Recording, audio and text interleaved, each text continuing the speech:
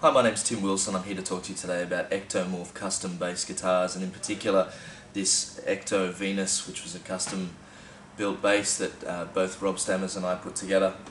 Rob is the owner and creative director, manager, godlike figure at Ectomorph. I came to him about 10 months ago with an idea about what I wanted in an instrument, in a bass guitar. I tend to do a lot of different types of gigs and play a lot of different styles of music, from country through to rock and blues, funk, jazz, R&B, soul, anything really. And so I needed something that could provide me with the sounds that I needed for those particular styles of music, and that was versatile enough to cut that. So we sat down and we threw a few ideas around, just in relation to style and finish and sound, most importantly, and how we were going to make that work. And this is what we came up with. When I came to Rob, I had a small design idea in mind, which was to have the single cutaway. We ended up running with that, and as you can see, it looks fantastic. The body itself is quilted maple, the neck is curly maple, and the fretboard is ebony, and we have this nice little ebony racing stripe down the middle, which adds a nice symmetry to the instrument. The real workhorse on this bass, however, is the electronics, and that's what turns it into such a versatile bass guitar. We're using some Bartolini soap bars, which can shift from single coil to humbucker through these switches here, so we can run them both as humbuckers, both a single coil or a mixture of the two, which really helps with the versatility and helps with picking the right sound for the right room.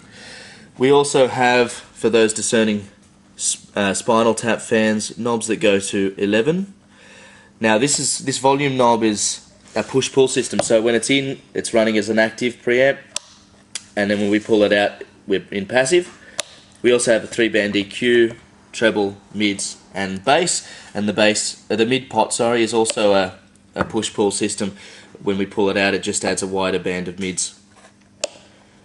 This guy here is a sweep, a pickup sweep, so I can shift all the way forward or all the way back, which really helps with the versatility of the sound, and just helps it to be a really workable instrument.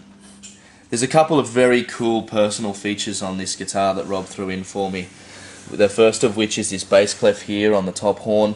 This is actually a powdered hardwood which he inlaid, and I'm sure is still to this day cursing me as a result. We also have a bass clef inlay at the 12th fret, and as you can see, there's no fret dots on the actual fretboard, which helps with the effect of the fret dots on top of the fretboard, which I'll show you right now. The fret dots at the top of the fretboard are actually fibre optic cable connected to an LED light, so I can switch them off, which is where they are now, or I can switch them on, which is a very, very cool feature. We can also change colour on these, which is just pure indulgence, from green to red or red to blue. Another very cool feature as well is the underside of the bass. So we just turn it over. We have this clear electronics guard there as well, and two battery slots at the back. One is for the lights and one is for the preamp. One of the considerations that we looked into when Rob and I were putting this bass together was the length of the neck, and we ended up going with a 35-inch scale, which really helps with the low B. So on a 5-string it was kind of imperative. So we end up with this nice pinging low B, which doesn't have any of the flabbiness that you can get with other 5-string bass guitars. In terms of the particular sounds that are available to us, if we have a look at the pickup selector here, if we dial it all the way back, we get that nice kind of Jarko-esque tone. And we've got both switches set to single coil. Chuck them to humbucker and it just adds a little bit more presence. If we dial this all the way forward, we get a nice kind of mellow tone, which is perfect for ballads and things like that. And it's also good to dial it a little bit forward when we're looking at doing things like slap, so that we get a nice little bit of pop off the strings.